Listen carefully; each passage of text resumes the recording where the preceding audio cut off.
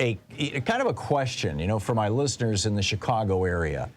And because one of the biggest progressive stations in the nation, WCPT, is based in Chicago, and I'm assuming it throws a signal into Highland Park. And my understanding is that this is a community that's 1/3 Jewish. So you've got a progressive Jewish community that gets shot up, and then this fellow drives up to Madison, Wisconsin, which is probably the second most progressive area in that area. There are multiple pictures of him at Trump rallies and wearing Trump flags and doing Trump things. There is a post over on Facebook right now by Rachel Wachstein, Wachstein, if I'm pronouncing it right, who says, it's titled, "Bobby Crimo is not a lone wolf." She says, "I recognized him right away as part of the group of local angry white young men who had previously waited for me after protest to threaten and harass me, and came to the Protect the Results vigil on December 12th, 2020 in Highland Park's Sunset Park, where they did the Nazi salute multiple times and screamed at our group." And then, she has a link to what they were screaming. Apparently the shooter was, now again, I haven't corroborated this. I'm not sure that anybody is able to. Although, maybe people, hopefully people are now digging into old footage of this, what was it called? Protect the Results rally. This was a Keep Trump in Office rally on December 12th, 2020 in Highland Park. And this, and she's saying he was there, the shooter. He was there. He's part of this. And I'll share more of her post with you in just a moment. But this is what the people who were there at that rally, this is what they heard.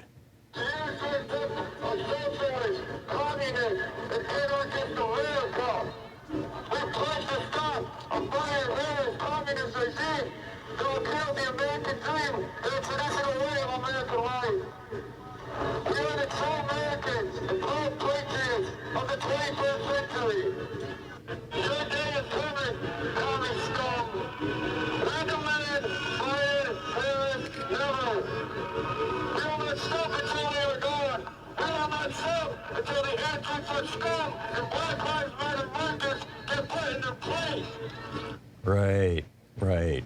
So she goes on to say the police were there. They did nothing other than tell us to leave the park at dusk when we were already heading to our cars. And then she goes on to say, in Northbrook, the Stop the Steal rallies were violent. People who I was counter-protesting with were hit on the head with thick flagpoles by the future shooter and his associates. The police did little when their side crossed the street to confront us repeatedly.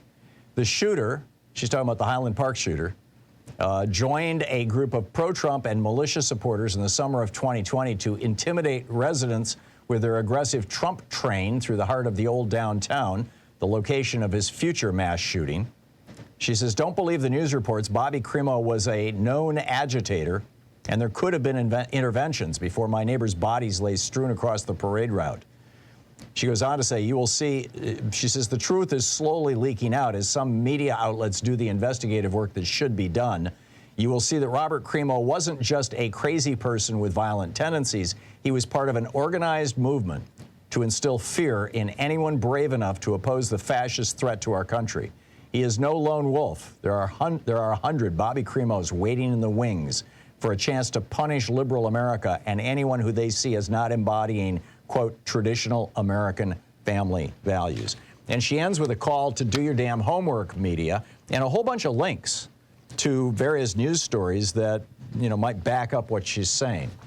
So as I said, I can't verify this, but it doesn't sound incredible. It doesn't sound, beyond the pale. In fact, it seems to be consistent with a lot of what we're learning so far.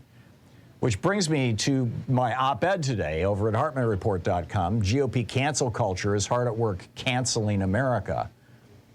And, I point out that Republicans are all about canceling things, including our lives now. To start out with Ron DeSantis, he's canceling he's just canceled all kinds of stuff down in Florida. You know, your right to learn the true history of America in the public schools. Your right to understand that the founders actually thought there should be a separation between church and state. Your voting rights, your right to publicly demonstrate, those kinds of things. But DeSantis is new to the game. I mean, this goes way, way back. You know, when Biden was pushing his American Rescue Plan, every single Republican in the House and Senate voted to cancel that plan.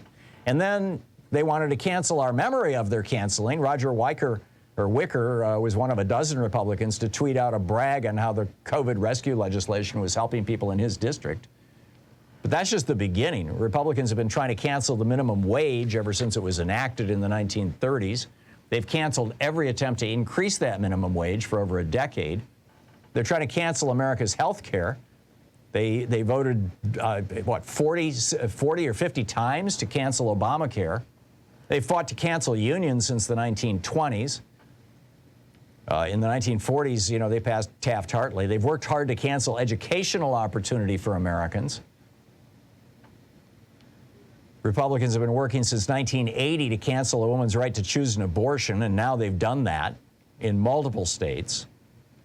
They're trying to cancel the workplace political and social rights of women. They've been working on this for a half a century, you know, fighting the Equal Rights Amendment and others. They've been trying to cancel your right to clean air since Richard Nixon tried to veto the Environmental Protection Agency and did veto the Clean Water Act. Both were overridden by Democrats in the House. But 6 Republicans on the Supreme Court just canceled the Clean Water and Clean Air Act's ability to regulate CO2. They're trying to cancel the right of LGBTQ Americans to get married or even enjoy intimacy with their partners. According to Republican Clarence Thomas on the Supreme Court, the court will be canceling those rights this fall and next spring. They tried to cancel your getting the COVID vaccine. Excuse me. Multiple red states are working to cancel the lives of thousands of their own citizens, millions of their own citizens, really by eliminating mask mandates. They canceled the lives of 1 million Americans who died to COVID. I mean, it just goes on and on. You know, they try to, you know, with their stand your ground laws down in Florida, they gave Republican hero and white supremacist superstar George Zimmerman the right to cancel Trayvon Martin's life. The GOP is all about canceling your vote. As the Brennan Center says, as of January 14th, legislators in 27 states have introduced, pre-filed, or carried over 250 bills with restrictive voting provisions. The Supreme Court wants to let, or actually has let, this was the Ohio decision back in 2018, let Republican secretaries of state cancel the voter registrations of over 20 million Americans so far, just since 2018. They canceled your right to get a bottle of water or a slice of pizza while you're standing in line to vote. And then on January 6th, they tried to cancel American democracy. It's pretty insane, you know, what is going on. And so, you know, the GOP cancel culture is hard at work canceling Americans.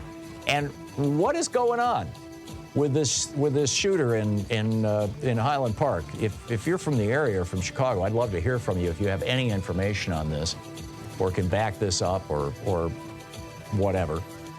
I'm going to stay on this story and see what I can learn about it. As I said, this is uncorroborated right at this moment.